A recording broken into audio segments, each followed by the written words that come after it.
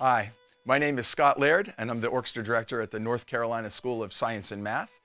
And I'm here at D'Addario today to talk about strings, when it's appropriate to change a string, and of course, how to change strings on your bowed string instrument. So let's start today with when it's appropriate to change a string. Well, first of all, obviously, if a string breaks, you need to change a string on the fly in the midst of maybe a rehearsal or a practice session, hopefully not in the middle of a performance. So that's one point that you'd need to change a string. Another time to change a string is when you start to feel that the string is starting to wear out. You might feel a little bit of roughness on the string. You might notice the string is starting to maybe unwind a little bit and you're feeling pieces of metal under your left hand. Or you may notice that the tone is just starting to get dull and the string isn't resonating the way you expect it to. You know, over the years, I've had students come to me who maybe bought their violin 3 or 4 years ago and have never changed the string. Here at D'Addario, we recommend that you change your strings between every 6 months and year as part of your regular maintenance on your instrument. If you get to a year, it really is time to change your whole set of strings. I want you to really remember that your tone quality is everything.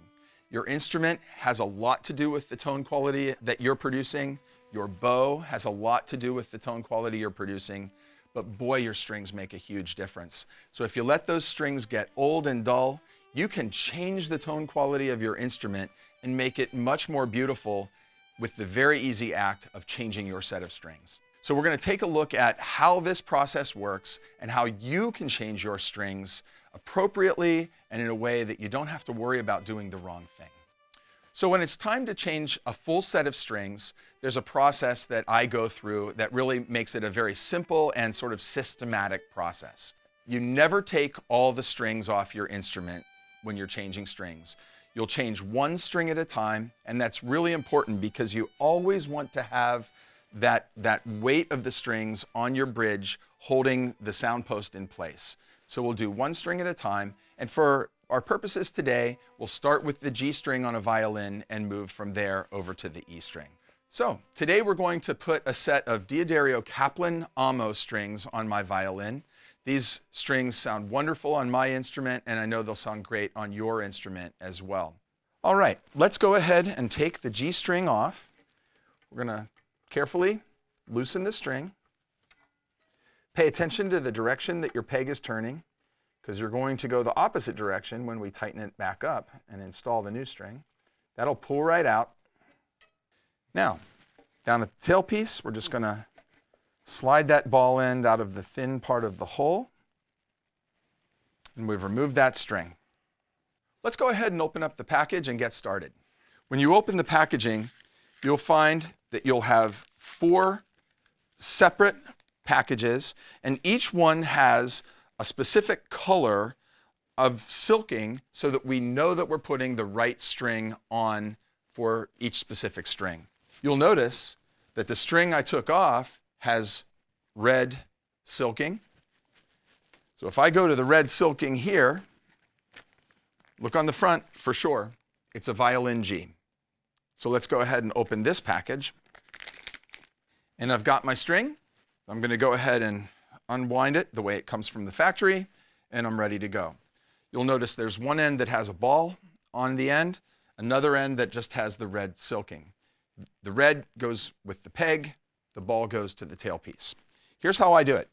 Ball end will go into the tailpiece, should slide right into that thin part, and I like to just give it a little jiggle and make sure it's seated in there nicely.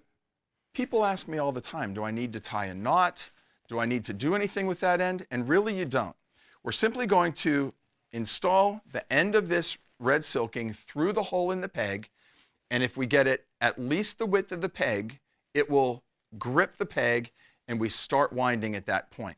So we're going to find the hole in the G string peg. We're going to insert the red silking through there.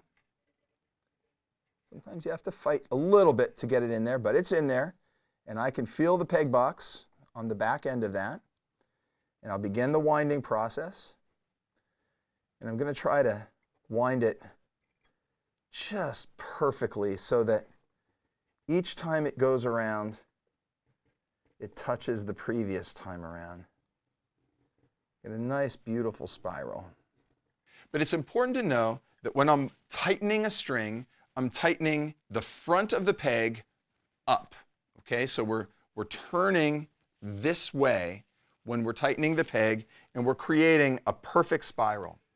I'm right in the slot of the nut here, and I'm going to get that last perfect bit of spiral coming out towards the outside of the peg box. I always figure, well, the rest of my violin is still probably basically in tune. Now, and I can bring that string right up to pretty close to pitch just in the process of installing that string on my violin. Now, it's important to remember and understand that once you've gotten that G string into tune or close to tune, we're going to get it close to that G, while you're changing the rest of your strings, that G string is probably going to stretch a little bit. The next time you check it, it's probably going to be maybe a little bit lower than it was when you first installed it. It takes a couple of tunings to get all of these strings to settle in and to be very, very stable on your instrument. I want to be very clear that D'Addario Kaplans stabilize very quickly. It won't take long. You might install your strings, tune your instrument, and play for a half an hour or so, and maybe have to tune it 1 or 2 times during that time, but it will stabilize quite quickly. Now, the G string's installed, it's time to do the next string. And to stay organized, I go from G to D to A to E. Let's change the D string. All of the steps on the D string are exactly the same. I unwind it, and here the top of the peg is coming back towards me.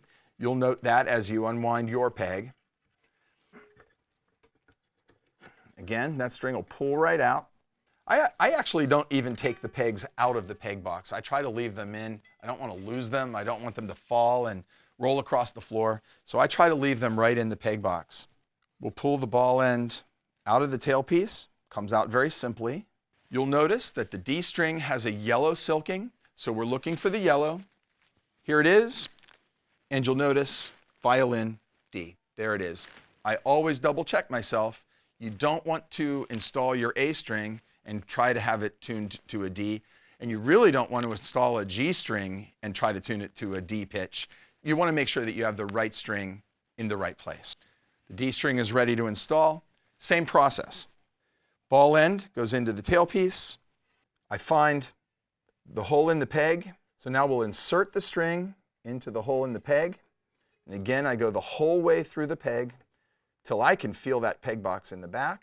And I'm really careful not to cross the string in that spiral.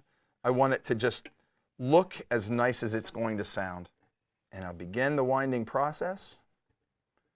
Again, working a perfect spiral, working towards the outside of the peg box.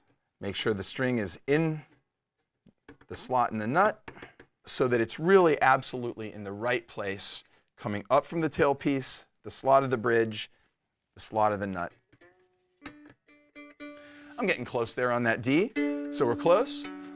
My G string has stretched a little bit, so I'm going to bring it up to pitch a little bit, and I've now got 2 strings installed on my violin.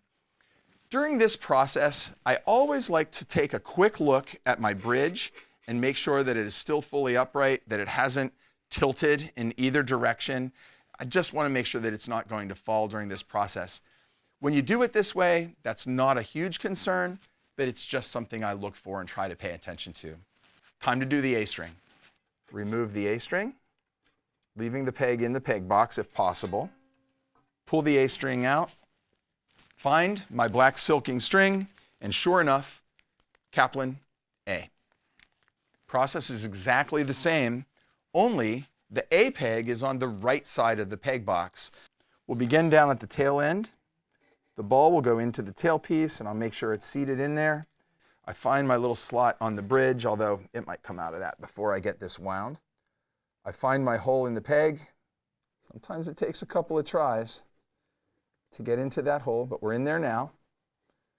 It's the whole way through the peg. And I'll begin winding. Again, working to have that perfect spiral, winding toward the peg head, While I'm winding the string, I sometimes apply just a little pressure upward to make sure that the ball end stays in the tailpiece. I'm going to make sure that we're into the slot on the nut. I'll make sure we're in the slot of the bridge. I'm feeling good about that. My D has stretched a little bit. My G has stretched a little bit.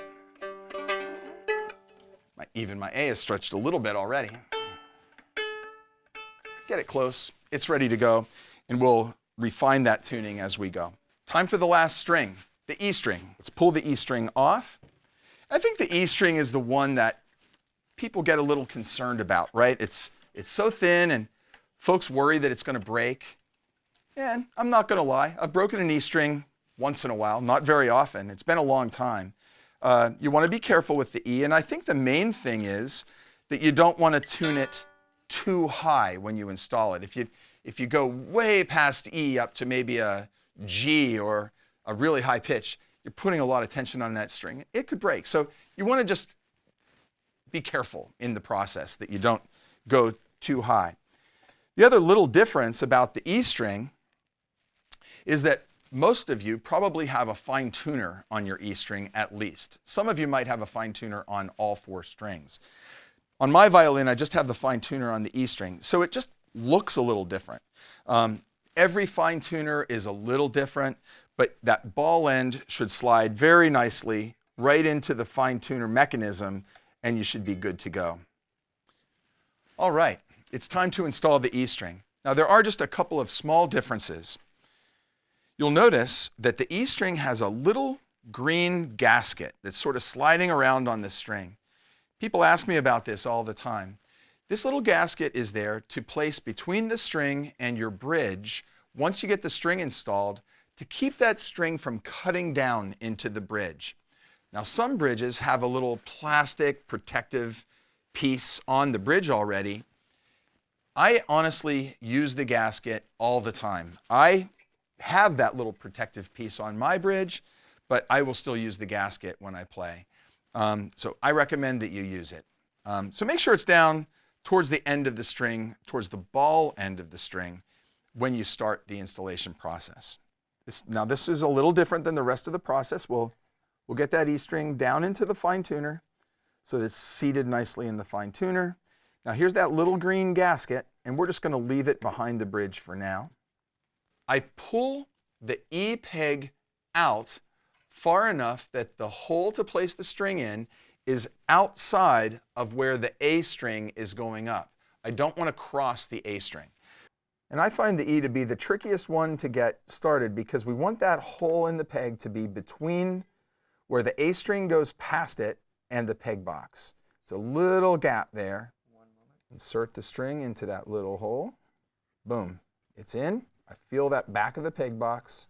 And now I can begin winding. Perfect spiral, working towards the outside of the peg box. And be careful not to cross over itself. All right, we're getting there. And you'll notice I'm repeating that sort of motion, maintaining a little bit of pressure here so that I maintain the tension and the ball end is sitting in the fine tuner solidly as I tighten that string up.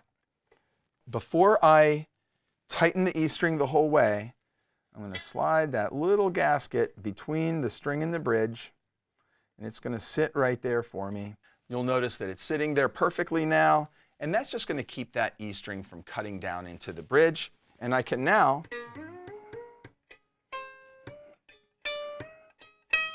start getting that E up to pitch. As you bring your E string up to pitch, I recommend having a tuner handy so that you can sort of watch that pitch go up, and when you get to E, now you know you've got that tightened up plenty. And I will say this also, the E string will not stretch as much as the other 3 strings will stretch. Once you get into pitch at E, you might need to retune it one more time to really get it stable, but it'll stabilize quite quickly. Now, today, we have this beautiful environment to change our set of strings. I've got a table with a soft cloth on it, and I can really lay everything out the way I want. We all know that Sometimes we have to change the strings or a string in the midst of a rehearsal. And if that's the case, you may have to hold your instrument more on your lap or on your knee to change the strings. The key to all of this is make sure you have a stable environment where you're not at risk of dropping your instrument while you change the strings. My strings aren't perfectly in tune yet, but I have fully installed a new set of strings. I want you to try installing a new set of strings on your instrument. Follow these instructions, and I think you'll have a lot of success. Good luck.